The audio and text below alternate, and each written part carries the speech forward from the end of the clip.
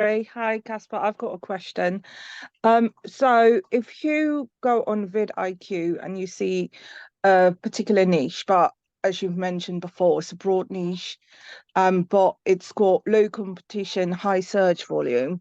However, the other, like the sub niches within that niche, is not very high search. What do you do in that instance? Because of course, the actual niche is good, but Mhm, the sub niches doesn't result with some good, you know, mhm. search volume.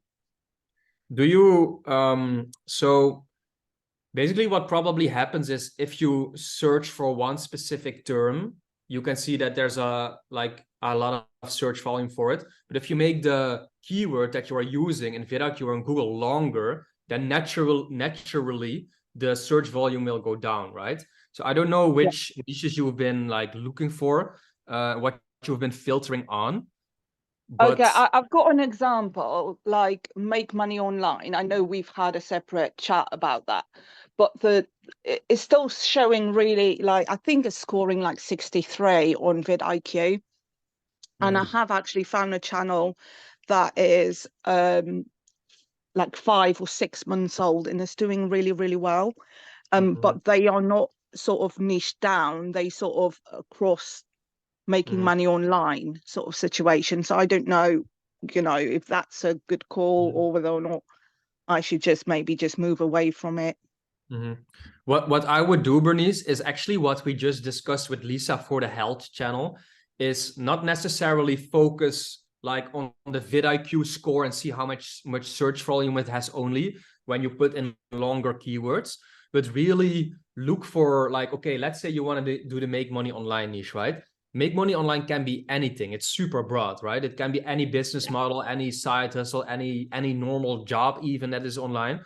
So if Yeah. you start then filtering on like finance or affiliate marketing or YouTube automation or whatever, then of course it's a whole different category than the make money online niche you were just Yeah. looking for, right? So if you are interested in this topic, I would again look for some channels that are doing well in a specific space and see if you can find a topic that you are like, okay, I'm gonna do my channel about just like affiliate marketing or like about YouTube automation or about um freelancing. I don't know, like anything that has to do with online marketing, but that you can build an audience around of like um of people that can become a fan of your channel and come back for your channel, you know.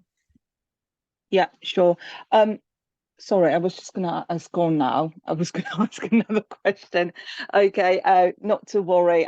It might come to me a bit later, but thanks for your input. Yeah, Bernice, I would like advise you to like make money online. It can be good, but I Yeah, never made a make money online channel because even when I was starting out with this 2 years ago, everyone was always like make money online, make money online. I just felt like everyone does that at the start, but there's so many different things you can find. Like we just saw like that anti-aging channel, for example, right? Like yeah, which food do you eat to stop aging, or that you're able to run a marathon when you're 100 plus, or like Lisa discussed, like the fat loss for women or the pregnancy things, right? There's so much out there that there is markets for these topics.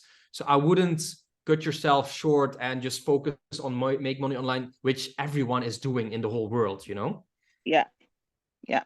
I am struggling with, if I'm quite honest, niching down. I have been doing this for the past 2 weeks now that I just cannot find anything that actually sparks my interest. That is sort of high volume, low demand at the Yeah. moment. So I'll just have to keep looking. What I would But yeah, advise you, Bernice, first of all, look in the classroom section of Skool to the accelerator and the main course program. I don't know if you have seen them yet, but yeah, I I've made have. Yeah. videos about niche research. And Hmm. also, I think Alan or Alexander mentioned this at the start of the call. 1 or 2 weeks ago, I also made a video on YouTube that is like 50 minutes long about 30 different niches you can get into. So really start like just expanding your view on niches, like start seeing what is possible, which other angles you can find, which other niches you can find. Maybe look at some hobbies you have, interests you have, and don't get stuck, like get tunnel vision on one specific niche, because there's so much out there. Yeah. Okay. No, that's a good shout. Thanks for that.